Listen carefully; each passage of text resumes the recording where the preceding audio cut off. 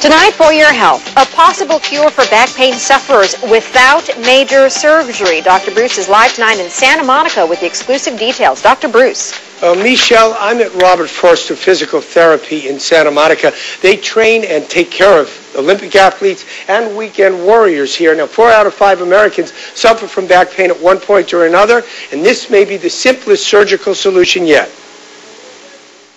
Let me look at your back. Mitchell Scott's back has been hurting for 20 years. It got really bad last fall after some heavy lifting while gardening. It started out with a twinge right next to my tailbone, and it just progressed and got worse, and every day it got a little worse. MRI showed that Mitchell had 2 herniated discs. You can see how this is pushing out. Medicines and physical therapy failed to help, but Mitchell did not want major surgery, so he turned to the internet, where he found Dr. David Ditzworth's website, which offered an alternative. It looked like a great way to treat a herniated disc. Ditzworth calls his approach small endoscopic discectomy.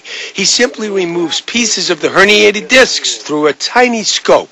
It's a procedure that requires precise planning and mapping to come exactly to the spot that needs to be treated in the spine. That planning begins with a test called the discogram. After numbing the area, Dr. Ditzworth injects dye right into the bad disc. A CAT scan then shows him the exact route he has to follow with the scope to cure the problem. The next day, Mitchell went to surgery.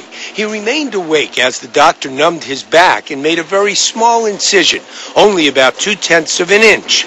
Using the CAT scan as a guide, the doctor inserted the scope and a tiny grasper, which he uses to remove disc fragments that are pressing on nerves.